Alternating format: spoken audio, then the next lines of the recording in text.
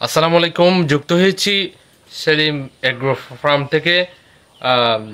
এখানে রয়েছেন এই উক্ত খামারের সম্মানিত মালিক মহোদয়, যার সাথে কথা বলার জন্য চেষ্টা করব, জনাব শাহজালালের সাথে। উনি আজকে খামার ভিজিটে রয়েছেন, ওনার ব্যক্তিগত খামার, একজন সফল উদ্যোক্তা। তোমার খামার কতদিন থেকে এই খামারের কার্যক্রম শুরু করেছ? এবং আমি যতটুকু শুনলাম এখানে কিন্তু প্রচুর সংখ্যক গরু ছিল বলে আমি যতটুকু জানতে পারলাম, কিন্তু এখন প্রায় গরুর সংখ্যা কমে গেছে। আমি প্রায় দেখতে পাচ্ছি মহিষের সংখ্যা। এর কারণ কি এবং কখন থেকে তোমার কাজ আরম্ভ করলা, সে ব্যাপারে একটু দর্শকদের উদ্দেশ্যে বলবেন। আসসালামু আলাইকুম, সবাইকে ধন্যবাদ। আমরা প্রথমে গরু দিয়ে শুরু করেছিলাম, পরে একবার মহিষ পালন করে দেখলাম, পরে দেখতেছি যে মহিষ পালনের লাভ বেশি এবং তাছাড়া মহিষ পালনের ঝুঁকি কম, রোগবালাই কম হয়, খাদ্য খরচ কম লাগে, যার কারণে আমরা মহিষ পালা শুরু করি। এখন মোটামুটি আমাদের খামারে বেশ কিছু মহিষ আছে, প্রফিট মাশাআল্লাহ মহিষে অনেক বেশি, তাই আমরা মহিষ পালনে উদ্বুদ্ধ হই এবং আমরা এখন থেকে মহিষ পালন করছি। হয়তো কোরবানি ঈদের 4 মাস আগে আবার নতুন করে কিংবা মাঝারি সাইজের ছোট মাঝারি বড় গরু তুলতে পারি, তবে এই পর্যন্ত মহিষই আছে, থাকবে। যতটাই বলছিলেন যে কুরবানির ঈদের কথা, এখানে কিন্তু মুসলিম প্রধান দেশে বেশিরভাগ লোকেরা কিন্তু গরুর মাংস পছন্দ করে।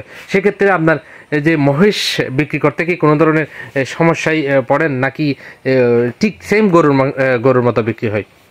এক সময় হয়তো আমরা যখন ছোট ছিলাম তখন মানুষ মহিষের মাংস তেমন খেত না, গরুর মাংস বেশি খেত।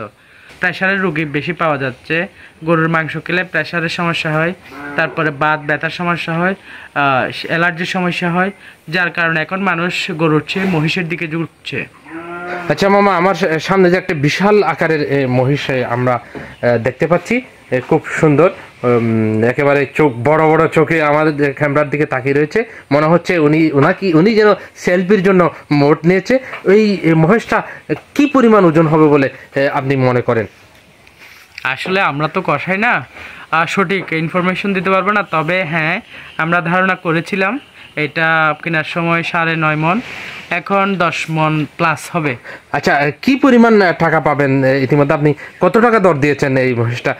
এই মহিষটা এখনো বিক্রির উপযুক্ত হয় নাই, 3 মাস লালন পালন করার পর তখন আমরা বিক্রির চিন্তা করব। যখন মাংস কত কেজি পরিমাণ হলে আপনারা বিক্রি করবেন? আসলে এইরকম ওজন করে করা যায় না, বিক্রি করা যায় না। যখন দেখা যাবে মহিষটা পরিপূর্ণ মোটা তাজা হয়েছে, মাংস লেগেছে, তখন আমরা বিক্রি করে দিই। আচ্ছা, আরেকটা বিষয় জানতে চাচ্ছি, সেটা হচ্ছে মহিষ বিক্রি তো করবেন, আপনি যে উদ্যোক্তা, সেক্ষেত্রে আপনার কি লক্ষ্য? আপনি কি বিরাট ধরনের, এখন তো মোটামুটি একটা খামার, আরও কি কয়েকটা খামার করার কি আপনার পরিকল্পনা রয়েছে ভবিষ্যতে? আসলে সব কিছু সময় বলে দিবে, পরিস্থিতি বলবে। আমার বাড়িতে ছোট 23টা বাছুর আছে। যাই হোক, সবসময় তো আমরা চিন্তা করি একটু ইমপ্রুভ করার জন্য। আমরা কৃষি উদ্যোক্তা, তো আমরা সবসময় চিন্তা করি মহিষ পালন করতেছি বা গরু পালন করতেছি, পাশাপাশি আর কিছু কৃষি নানান রকম কাজ আছে। সময়ের সাথে সাথে প্রফিটের উপর সব কিছু নির্ভর করে। আপনি যদি খামারে লস খান তাহলে আপনি উৎসাহ হারিয়ে ফেলবেন, আপনার চিন্তা ভাবনা অন্যদিকে চলে যাবে। আচ্ছা মামা, আমরা এখন মোটামুটি প্রফিটের দিকে আছি এবং আমাদের চিন্তা ভাবনা অনেক কিছু আছে। আস্তে আস্তে সময়ের সাথে সাথে আমরা অনেক কিছু চিন্তা করি এবং অনেক কিছু করার চেষ্টাও করি।